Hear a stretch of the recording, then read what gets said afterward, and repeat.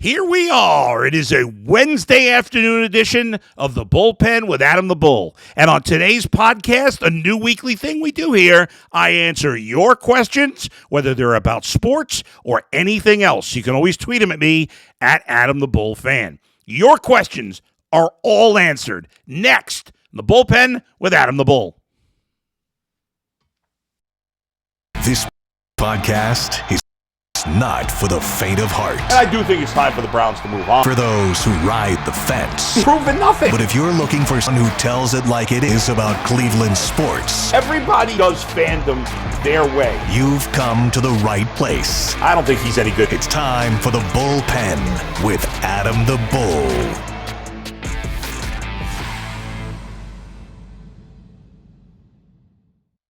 Bow, bow, bow, bow, bow. Bow, bow, bow, bow, bow. All right, let's get to it, folks. I asked for the questions. You gave them. Now I give you the answers.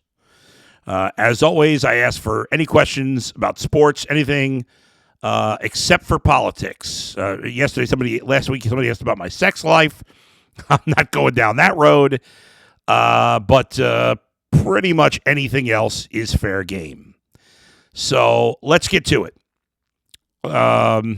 First question from Nim Jabers at Chris Lump. Is Harbaugh going to fix Denver and Russell Wilson? Well, Harbaugh's staying at Michigan, so no, he will not be fixing Russell Wilson. I don't know, honestly, if Russell Wilson can be fixed. I'm skeptical about it. If you just look at the numbers for the 2021 season, you'd think that Russell Wilson had a really great year in 2021, but he really didn't. If you look at it the way it's broken up, if you look at the second half of the season in particular, he didn't have a great year. He really didn't. So I think as I look at it, to me, it's now like a year and a half, especially the second half of the 2021 season, that he hasn't been good. And so I don't think he's going to get fixed. I think Russell Wilson is just one of these guys that's gone over the cliff a little earlier than expected. It was more commonplace with Tom Brady. It was longer, even to some degree with Breeze and Manning was longer. But most guys don't play great into their late 30s. And Russell Wilson, maybe with a new coach next year, it'll be different. But at this point, it feels like his best days are clearly behind him. Now, can he get to the point where he's adequate? Maybe. I mean, otherwise, like we've talked about with Deshaun Watson and the Browns, it's a disaster for Denver. But I think at this point, you'd have to bet there are a lot more people who think Deshaun Watson will turn it around next year than there are people who think Russell Wilson will turn it around next year. I certainly feel that way. Question number 2. Anthony at AOC871 tweets, what likely upcoming free agent would you push cap limits for if you're the Browns? To me, I don't worry about the cap. I mean, in a way, it's like, and when I say that, it doesn't mean, obviously Andrew Berry has got to pay attention to the cap, right? It's important because there does become a limit to some point. But smart teams and smart GMs can always find a way out of it, whether it's renegotiating contracts, cutting guys that may be dead weight. There are a lot of options. To me, there's not a lot of guys that I'm going to break the bank for in terms of free agency, because most top-notch players don't get to free agency. I will say that if you look at defensive tackles that are expected to be free agents, there are some really interesting guys. Deron Payne of the Commanders is a guy I mentioned. Javon Hargrave of Philadelphia is expected to be a free agent as well. Those are probably the two best guys. Now, Deron Payne is probably going to be franchised. In terms of Hargrove, I guess there's a reasonable chance there. I'm trying to think if they have anybody else they may need to franchise there. I don't, off the top of my head, I mean, they do have some really good players, the Eagles, that are becoming free agents. I'm not saying, so there are other options there of who they might need to franchise. One of their starting guards who's really good is going to be a free agent this year. Defensive tackle and wide receiver, to me, followed by linebacker, and specifically middle linebacker, are areas where the Browns really need to make significant upgrades. And so those are the areas that I would spend in theory, whether it's free agency or trades. But there are some interesting other defensive tackles if Hargrave and Payne don't become free agents. Dalvin Tomlinson of Minnesota, Draymond Jones, who we know well from the Broncos, Sheldon Rankins from the Jets, Matt Ioannidis from Carolina, who used to be on Washington, is an interesting guy. So there's some guys there that could definitely help. But it's certainly, if I could get Hargrave or if I could get Daron Payne, I'd break the bank for those guys. No doubt about it. Question number 3. No, this is pizza responses from yesterday. Okay, keeping you honest. What is the most critical and important change the Browns, Cavs, and Guardians still need to make to take them to the next level from where they are today? Name one for each. Okay, I like that question. Well, one critical change that all three teams can make. Well, for the Browns, I already talked about defensive tackle. That could be it, but I'll give you another one. If they could find their way to a big-time number one wide receiver, there really isn't anybody like that in free agency. I was looking at PFF's wide receivers in free agency. The best guys out there, Jacoby Myers, Juju Smith-Schuster, Alan Lazard, DJ Shark, Darius Slayton, Paris Campbell. None of those guys are big-time wide receivers. But if you could somehow make a trade for a DK Metcalf or Chris Godwin, we've talked about DeAndre Hopkins. He's a little older, makes me nervous. Brandon Cooks, Mike Evans. You think about teams that maybe the Bucs are starting over if Tom Brady leaves there.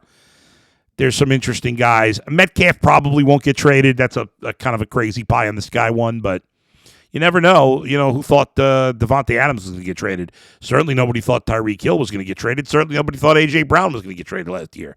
So you never know what teams are thinking. So that would be my thing for the Browns, would be to get that game-changing wide receiver. For the Cavaliers, let's see, what is the time frame? Name one thing. I mean, to me, I know some people don't want to hear this. I've mentioned it a few times for the Cavaliers. It's getting LeBron back. Whether it's in a trade this offseason or more likely as a free agent after the 23-24 season, bring in LeBron. You want to go to the next level? The Cavs are going to be a very good team as constituted. And maybe they'll be able to win a championship at some point if 21-year-old Evan Mobley goes from excellent defensive player and good offensive player to a star, a superstar. If that happens, they might be able to win a championship. But where are they missing? They're missing the 3. They don't even they have a below average 3, and LeBron James is still one of the best. So whether it's LeBron or something else, getting an upgrade at the 3. They're not going to be able to do it this season. Can they do it in another way this offseason? I don't know. Cavs have shown you there's reason to believe in them. Got to win a series this year, and then you got to upgrade the 3 spot. Finally, for the Guardians, what can they do to get to the next level? Well, the Guardians are on the highest level of the 3 teams in this city.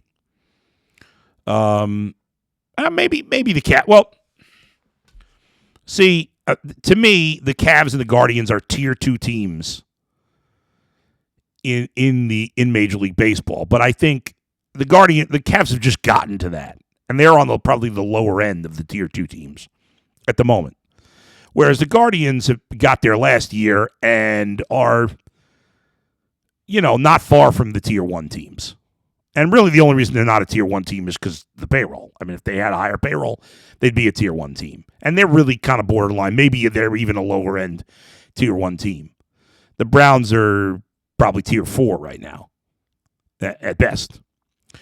So to get to that top tier, one change the organization would have to make is open the payroll or open the purse strings, if you will. You got Matt Dolan out here talking about running for Senate. How about you spend some money with your family and spend some money on this team? The payroll's up a little bit, but the Guardians have an embarrassingly low payroll. That change in philosophy with a new owner coming in, eventually he's going to take over full time in the next few years, and we can push the Dolans out of here. But that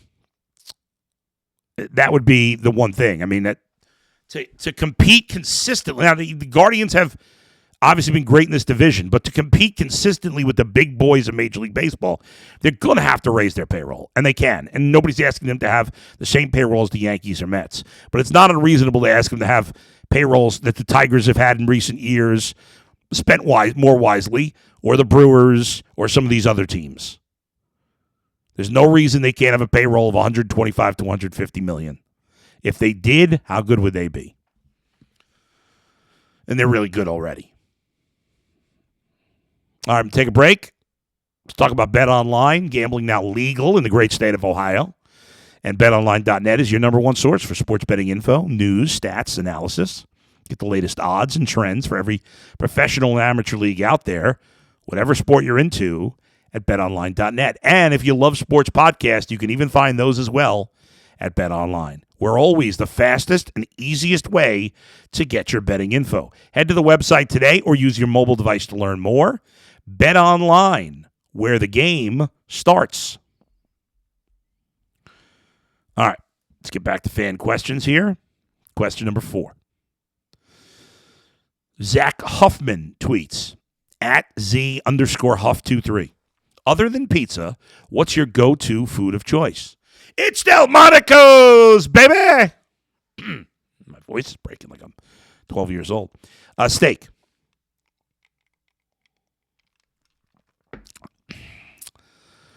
Nice ribeye. Steak is my second favorite. I love shrimp, but I don't think a shrimp is like an appetizer or a side dish. My food of choice is steak. Although right now I was having some skin issues, and so I'm not eating shrimp for a week because my doctor's worried maybe I've developed an allergy later in life to something. I'm hoping it's not shrimp because I love shrimp, but and I eat shrimp a lot more than I eat steak. But other than great pizza, it's hard to beat a great steak. Question 5. Woods tweets @_MC_Woods_. Any big names to join Schwartz's defensive staff? Who are some key players the Browns need to target in free agency? We've already talked a little bit about free agency. In terms of big names, I'm not worried about that. Jim Schwartz has been. I can't give you any names off the top of my head. However, Jim Schwartz has been in the league forever. He's been a high-level coach for 20 years. He's been with Tennessee, Buffalo, here in Cleveland in the 90s as a scout. And who did I forget? Philadelphia, of course, and Detroit. So he's been with a lot of organizations. He's got connections all over the league, I'm sure. And the Browns, there's not a ton of other DCs looking to fill staffs. I would think they'd blow out the entire staff or most of it. So I'm not worried about who he's going to add. In terms of free agency, okay, number one, we talked about the interior of the defensive line. I think in terms of pass rushers, outside pass rushers, maybe in that vein you go for another veteran, but better than Clowney, whether it's Melvin Ingram, who was on Miami this year, or Justin Houston of the Ravens.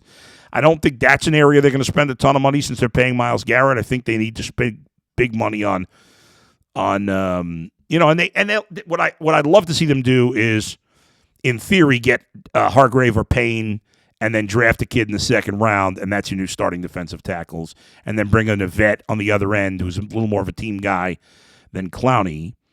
In terms of offense, Ethan Pocic is a free agent. He's had a great season. I know the plan was probably for him to be a one-year stopgap, but he played so well that I think the Browns have to make it a priority to bring him back. I don't think there's any doubt about it.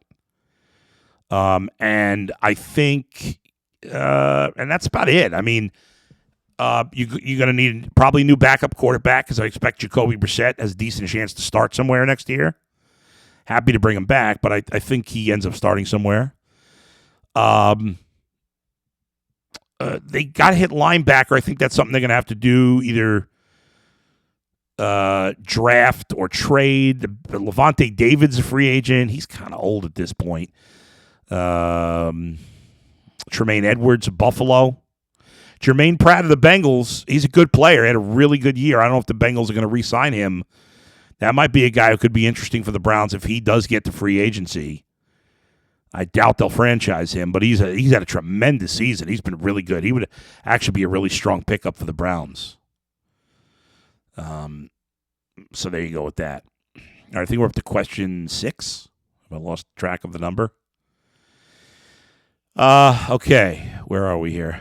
Okay, Nick Vanderbilt tweets, and I'm going to combine this because I saw another question that was similar to this. So, Nick, I lost Nick here. Come on, Nick, where are you? Someone say pizza. No, that's not Nick. I went too far. So, Nick asks, how did you become a Bengals and Cubs fan while growing up in Brooklyn? I've told this story on the air before, but not everybody heard it. I'm not going to say it every day. And then somebody else asked a similar question. So I'm going to combine these two. Go Cavs at @Z_CLE Sports. Is your son a Bengals and Cubs fan? And if so, did you encourage that, or did it happen organically as he watched you as a fan? And also Nick Vanderbilt is at NickyV_216. How did I first part? How did I become a Bengals and Cubs fan growing up in Brooklyn? My dad grew up in Brooklyn.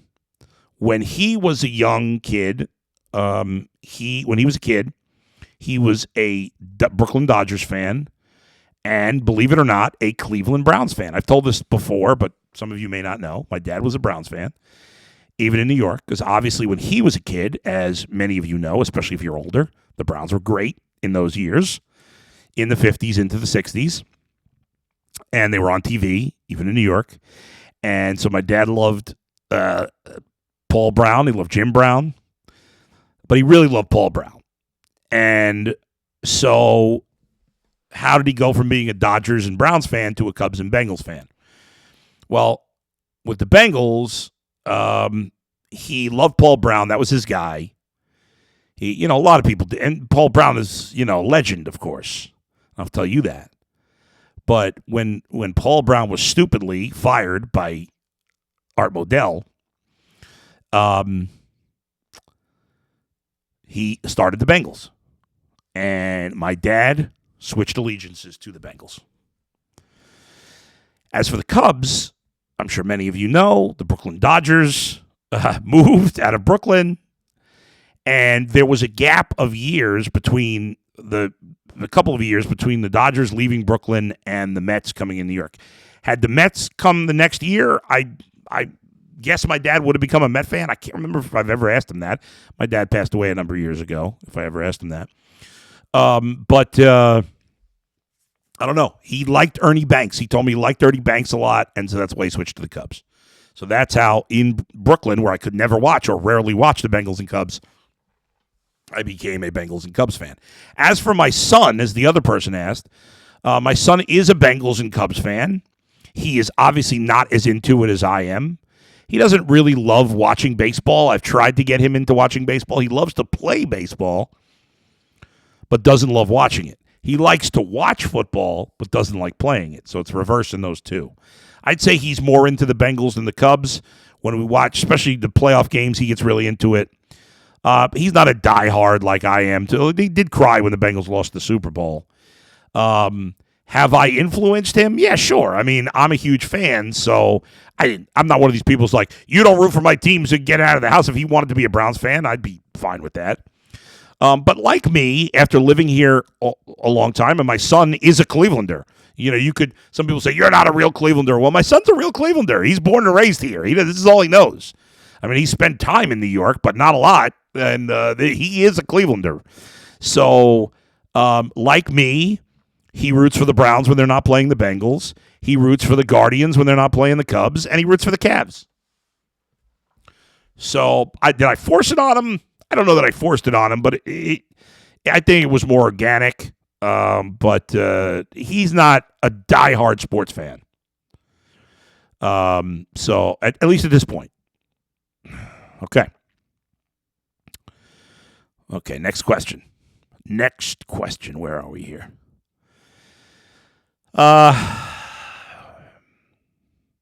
Colin Woodhurst tweets, at Colin Woodhurst, what plausible changes can the front office make to their draft criteria to improve success with picks? Is there any chance the front office trades down in the draft to pick a more high-end DND tackle? I ask because the team is in win-now mode. Certainly, the Browns could potentially trade back into the first round, but I don't think they're going to do that. I think they're more likely, because they don't have a first-round pick next year either, most likely to get to the first round, you'd have to trade next year's first round, and they don't have it. Or trade a substantial amount of picks, and I don't think they want to do that because they're going to need some cheap players. In terms of how they do a better job of the draft, I mean, there's no way to know for sure. I'm sure there's smart enough guys that realize, hey, we got to look some things over. Now, let's not make it seem like the Browns have done a terrible job drafting the last 3 years. They haven't done a terrible job. They haven't done a great job. It's an upgrade on many of the other front offices in the past, but it's not good enough.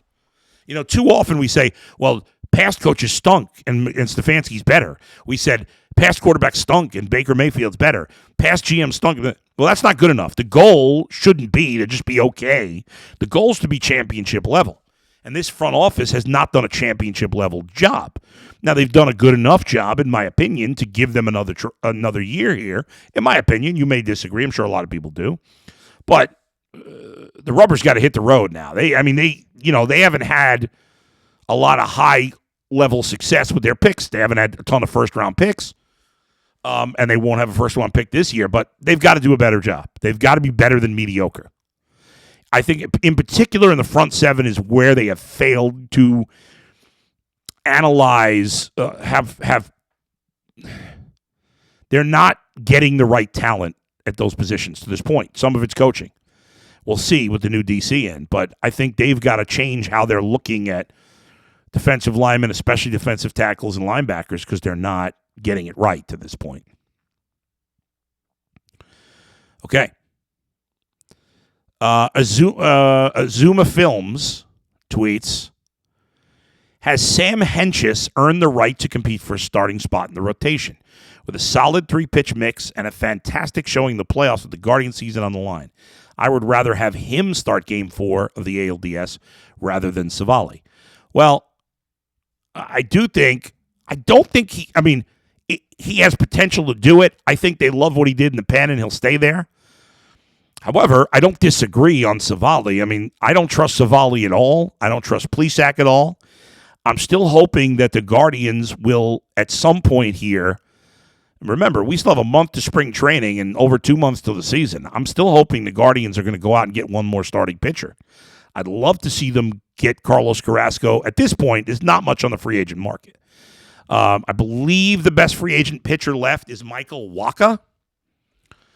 I'm going to double check that. Obviously, Trevor Bauer is out there, but that's not a realistic option for the Guardians. They're not going down that road. Let's see. Michael Wacha is a free agent. Last year had a good season. He was 11-2 with a 3.32 ERA. Some of the advanced numbers on his pitching show he overachieved a little bit, but he's not a big strikeout pitcher, but he had a 112 whip. It was very good. Only allowed 31 walks in 127 innings and 111 hits. I mean, really impressive numbers. And Waka's had struggled with Tampa the year before, didn't pitch well in a brief stint with the Mets in the COVID season. Before that, he'd been, consistently solid. I'd take him over Savali in a fourth game. But Carlos Carrasco, who's been here, we know him, we love him. I think Carlos Carrasco, to me, is a guy I'd still be comfortable with as the third starter rotation. I know he's old. He's going to turn 36 before the start of the season, but he was still pretty darn good last year. The ERA still under 4 on 29 starts. Still had a strikeout per inning last year. So he's getting paid. What is he making? Let's see. Carrasco, this is the last year of his contract. He's getting $14 million. I know for the Guardians, it's a lot of money. It shouldn't be too much. Maybe the Mets eat some of the contract. Let's try to get Carlos Carrasco. That's what I'd like to see them do. Folks, I want to talk to you about Built Bars. You like delicious Built Bars. They make you feel good. They give you energy. They're 100% real chocolate. They're high in protein. They're low in calories. And now, in addition to getting them at Built.com by using the promo code LOCKEDON15, you can also get them at your local Walmart and Sam's Club. All kinds of flavors. Cookies and cream, double chocolate, coconut puffs, brownie batter, churro, whatever you're looking for. Built Bar. You got to try this. Okay, I'm running out of time here, so let me get the rest of your questions in. I'm always like, do I have enough questions? And it always ends up being plenty. Here we go. Patrick Smith at Patrick98280071 says, "Hey, Bull, is your podcast live? Please don't laugh. I know nothing about podcasts." Hey, Patrick, I didn't know much about podcasts before doing a podcast either. So I'm not laughing at you. No, I do not do the podcast live. I record it usually in the morning, although this podcast, it's currently 4:02 p.m. on Wednesday, January 18th, as I'm towards the back end of the podcast. So sometimes I do it in the afternoon, especially when I'm doing fan questions. And then I have to go through a short process to download it, to put it up. So usually the earliest you can hear it is probably about, I don't know, maybe 10, 15 minutes after I did it. Anywhere from 10 to 30 minutes, depending on, sometimes in the morning I'll start the process of downloading it, go take a shower, and then come back and do the final steps because it takes a little time. But I would say it usually can hear it for the first time 10 to 30 minutes, 15 to 30 minutes after I'm done. Pound Cake Walker at LIGER King 4. Best takeout food on the West Side. Best takeout food? I think of takeout food, I think of Chinese food. And I like Dragon Tower at Cam's Corner. That's what I go with. King at Muni Dog. Why is Prefer still with the Browns? I don't have a good answer. He shouldn't be with the Browns. I would have fired him the same day I fired Joe Woods. I think he's a lousy coach and a lousy person. And I will never forget his homophobic comments that he made years ago and never apologized for. I find that despicable. And beyond that, he's done a terrible job. So, there you go. Jennifer Thomas at Jennifer, or at Jen IFE 545-26930. Jennifer asks, is MLB taking away the shift? Do you like this? MLB is banning the shift. Starting in the 2023 season, there has to be 2 players on each side of second base on the dirt. You can't be in the outfield. You can't be second baseman, can't be on the shortstop side of second base. Shortstop can't be on the second base side of second base. And you cannot be in the outfield. You have to be in the infield dirt on your side of the field. And I love it. I think it's great. I think it's better for the game. You can complain all you want about why you don't like it. I think it's better for baseball. Bull, last one. Tim, I answered this last week, but I'll give it again quickly. Perfect timing. Bill asks, Bull, what's your favorite pizza in the Cleveland area? And if you have one in the Strongsville area, that would be great as well. Always good to hear of good new pizza places. I generally agree with you here, but Romeo's and Antonio's is top-notch for chains. I don't know that I've ever had Romeo's or Antonio's. I don't believe in generally eating chain pizza. I'm okay if it's a local, local. I like to shop local as much as possible. I like to support local businesses as much as possible. I don't always do that, obviously, but I like to do it as much as possible, especially with food. I generally find chain food to be subpar. Now, places like Romeo's and Antonio's are local pizza chains. That's okay. It's not, to me, it's the same as like a Domino's or Pizza Hut. I've never had Romeo's or Antonio's, so I will not comment on either one of them. My favorite pizza places in the area include Sweet Basil in Westlake, and Inforno in, I think it's in Avon or Avon Lake. Avon, I think. Il Rione, which is in Ohio City, or is that Tremont? I can't remember now where the borderlines are. It's on And Citizen Pie is one I've become aware of recently. I really like it. I've had it a couple times on West 25th. So there you go. All right. Hope you enjoyed your questions getting answered. I'll be back tomorrow. We'll talk more about Jim Schwartz's press conference, which I'm guessing he won, as they often do, and plenty more to get to on the Thursday edition of the Bullpen with Adam the Bull. I'm out of here. I'll see you tomorrow.